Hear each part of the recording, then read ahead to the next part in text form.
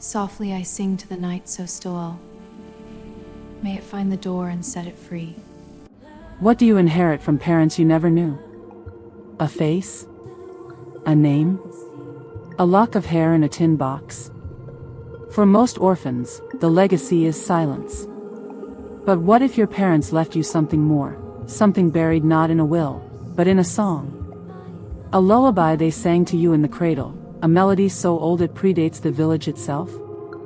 This is the story of a girl who sang herself to sleep every night, never knowing that her voice was the only key to a door that had been sealed for 1,000 years. And when that door opened, something came out that could never be put back. In the shadow of the giant's cradle, mountains lived an orphan named Taka. She was found as a newborn at the foot of the range, wrapped in a blanket woven from mountain grass, with no note, no name, no clue to her origins. The villagers took her in out of duty, not love.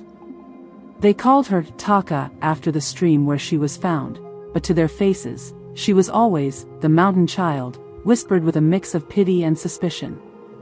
She grew up on the edges, sleeping in a lean-to behind the healer's hut, eating leftovers, learning silence as survival. Her only comfort was a lullaby, a strange, ancient melody that surfaced in her dreams, wordless but full of meaning, like a memory trapped in her bones. She hummed it every night. It was the only inheritance she had. The only person who showed her kindness was Eshe, the oldest woman in the village, a grandmother to everyone but blood-related to none. Eshe heard Taka humming one evening and her weathered face went pale as ash. "Child," she whispered, gripping Taka's arm with surprising strength. "Where did you learn that song?" Taka shrugged. "I don't know. It just comes to me. In dreams." Eshe was silent for a long time, staring at the mountain. Then she spoke, her voice trembling. "That is the Ukukhumbula, the remembering song. It hasn't been sung in this valley for over 800 years. Not since the last golem of the peak was put to sleep. Taka, that song is a key. And keys are meant to open things." Taka didn't understand. She was just a girl with a tune. But that night, as she hummed herself to sleep, the mountain answered. Not with an echo. With a pulse. A deep, rhythmic thrum that shook her lean-to and rattled the pots in the village. Something was listening. The next morning, the village was in chaos. A rockslide had blocked the main path to the river. Strange tremors had woken everyone at dawn. The elders gathered, muttering about omens. The chief, a proud but fearful man named Anderson, demanded answers. Eshe, frail but respected, spoke. "The remembering song has been sung. Something we thought was legend, may be waking." She told them the old story. 8 centuries ago, the valley was protected by a giant, a golem of the peak, a being of stone and ancient magic that could reshape the land, move mountains, command the weather. But the giant grew corrupted by the very power it wielded. It became a tyrant, demanding sacrifices, crushing villages that disobeyed. The ancestors, using a powerful ritual, put it to sleep inside the mountain. The only way to wake it was the Ukukhumbula, the song only its original keeper could sing. The keeper's bloodline was supposed to have died out. Anderson stared at Taka. "You're saying this orphan, this nothing child, is descended from the giant's keeper?" Eshe nodded slowly. "The song lives in her. Which means the blood lives in her. She is not a foundling, chief. She is an heir." The village's suspicion turned to fear. They didn't see a lost girl anymore. They saw a potential disaster. Some demanded she be exiled immediately. Others, more practical, suggested she be kept in the village but watched, controlled, never allowed to sing again. Taka, for the first time in her life, was the center of attention. And she hated it. She retreated to her lean-to, wrapped her blanket around herself, and for the first time in years, did not hum. She was terrified of what she might wake. But the silence was worse. The mountain seemed to groan in its sleep, restless, disturbed by the sudden absence of the song it had waited centuries to hear. Eshe came to her that night. "Child," she said gently, "you cannot unsing what has been sung. The giant knows your voice now. It will not forget. Whether you sing or stay silent, it will seek you. The only question is whether you meet it awake, or in your dreams." Taka wept. "I didn't ask for this. I don't want a giant. I just want to belong." Eshe held her. "Belonging is not given, child. It is claimed. And you, whether you like it or not, have inherited a claim that stretches back 1,000 years." The first sign that the giant was truly waking came 3 nights later. A young man named Kabelo, a shepherd who had always been kind to Taka, was found at the mountain's base, unconscious, his body covered in a fine gray dust that looked and smelled like crushed stone. When he woke, he spoke in a voice not his own, deep, rumbling, ancient. "Where is the singer?" The voice boomed from Kabelo's mouth. "The keeper promised me song. The keeper owes me wakefulness." Then Kabelo collapsed, reverting to himself, remembering nothing. The village was gripped by terror. The giant was reaching out, using people as vessels, searching for Taka. Anderson ordered Taka brought to the elder's hut for a formal hearing. They had to decide her fate, and quickly. The hearing was tense. Some elders argued for sending Taka away, deep into the lowlands where the mountain's influence couldn't reach. Others, more fearful, suggested a darker solution, silencing her permanently. The argument grew heated. Then the ground shook. A violent tremor threw everyone to the floor. Outside, villagers screamed. Taka ran out and saw it, a massive stone hand, larger than her entire lean-to, emerging from the mountain's peak, clawing at the sky. The giant was waking. And it was angry. Eshe grabbed Taka's arm. "Child, you must go to it. The giant doesn't want to harm you, it wants to be recognized. It has been alone for 8 centuries. The song is its only connection to the world. You must face it, or it will tear this valley apart looking for you." Taka, trembling, nodded. She didn't want to go. Every instinct screamed at her to run.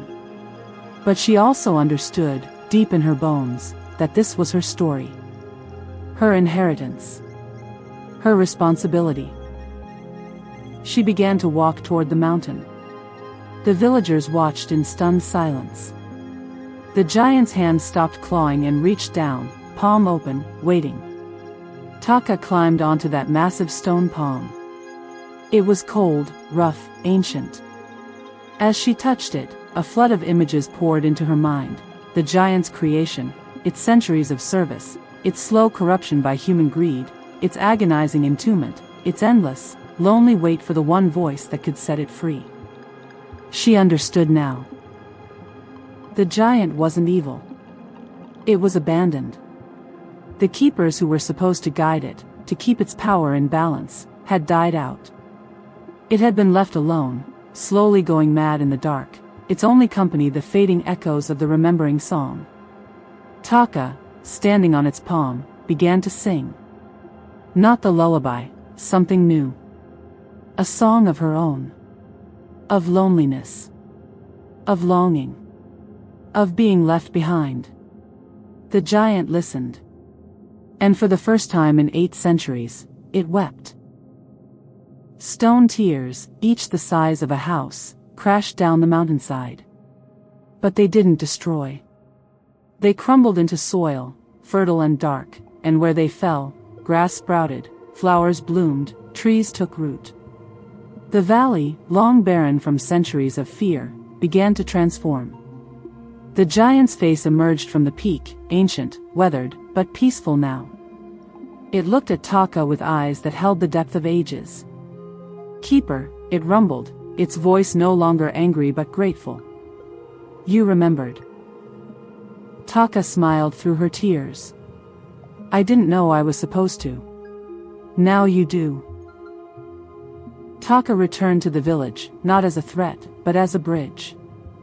The giant was awake, but it was not the tyrant of legend. It was a lonely, ancient being that had been waiting for connection. Taka became its voice, its interpreter, its keeper in truth. But the cost of awakening was not zero. The giant's emergence had shifted something fundamental in the valley. The mountain's shape was permanently changed. New springs bubbled up where its tears had fallen, but also new caves, new shadows, new places where the old magic pooled thick as honey. And the giant's loneliness, once cured, was replaced by something else, attachment. It had waited 8 centuries for a keeper. It was not about to let this one go.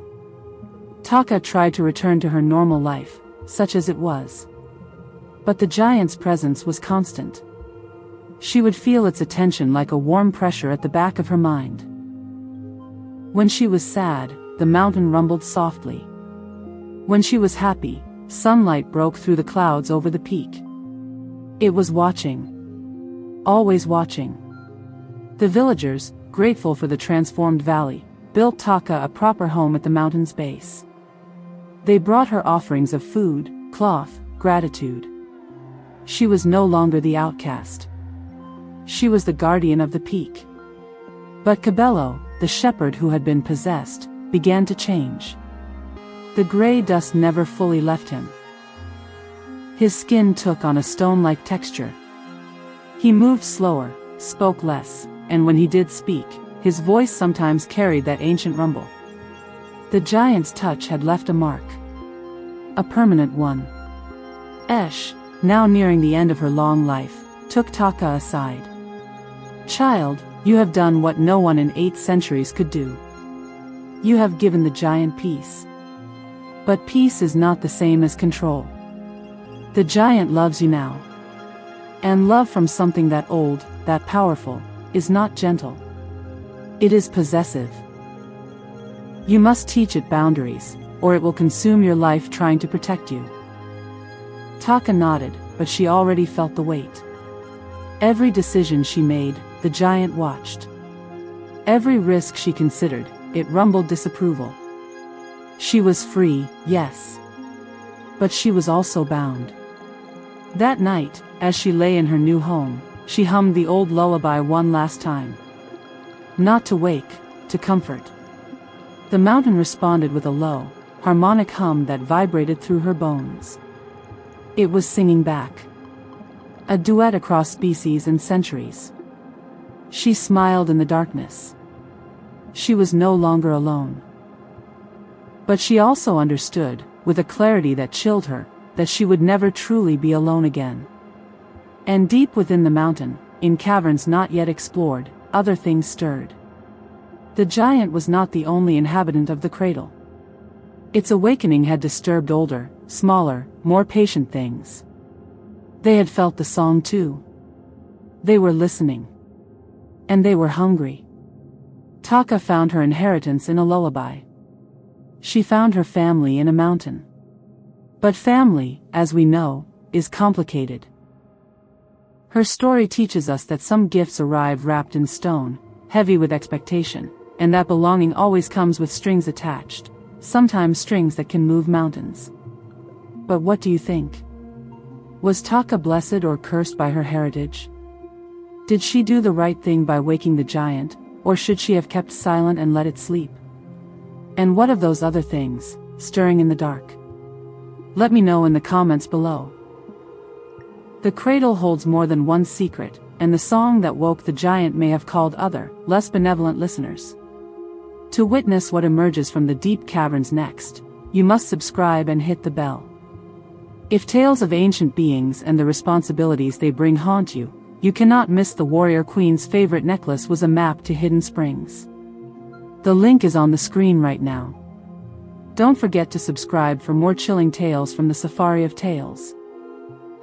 We climb every mountain, seeking buried within. Until next time, listen carefully to the songs you sing.